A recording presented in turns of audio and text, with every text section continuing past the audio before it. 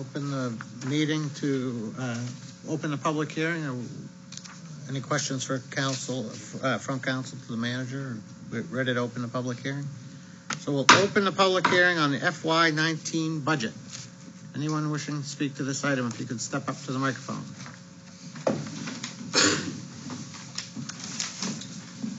If I can ask a question first, because I want to make sure I'm asking from intelligence and not ignorance. Stan, can you thumbnail for me the difference between a general obligation bond and a revenue bond? General obligation bond is a bond that's secured really by everybody's property taxes in town, the actual real estate. Okay. A revenue bond could be, well, it's just not that, because it could be secured by property. Let's say if you're thinking Ferry terminal, it could be secured by that property, or it could be secured by the estimated revenues that are coming in. It's whatever's negotiated. Okay, right, okay, good. Well, that's what I assumed, but I wasn't sure, so I wanted to make sure. Because I've seen the parking bond referred to as a revenue bond. But then when I read, the actual charts, it's described just like the ferry terminal bond, right? Issued general obligation securities of the town of Bar Harbor, which I'm sure is boilerplate language. So the difference comes in the explanations, as far as I can tell. And the explanation on the parking kiosks and whatnot is that this is going to be paid by revenues from the parking kiosks.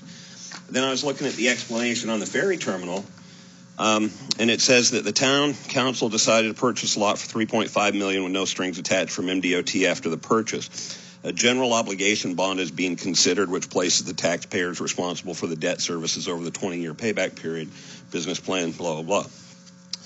So my question is this, because when we were looking at the ferry terminal property purchase for 2.5 under all the old restrictions and everything, the 2.5 was going to be serviced, I thought, by cruise ship monies. And then when we were talking in the subcommittees with the 40 people, we're like, well, how about, what if we got to pay the extra $1 million? And then that extra $1 million was talked about as, okay, what would a taxpayer have to shoulder if this happened? And we saw Stan's letter, $47 a year roughly for a $300,000 home per year, whatever. People were like, hey, that's acceptable. We didn't see a letter about $3.5 million. So I would just suggest that maybe we change the wording or express your intent that we're going to pay for as much of that ferry terminal the original way that we were going to out of cruise ship monies. Thank you.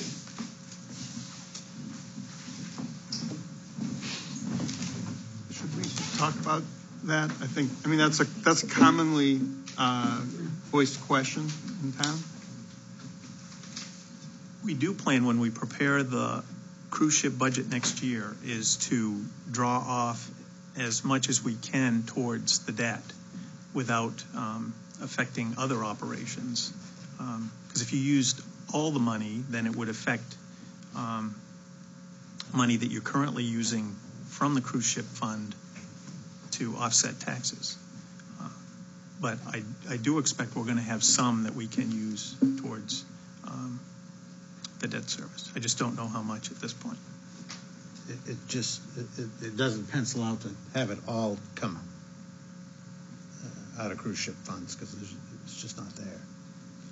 And we'll also see in the business plan what kind of revenue can be generated from the proposal that's on the table. Yeah. Mm-hmm. Great. Mr. Bowden. Yes, take a minute of your time here.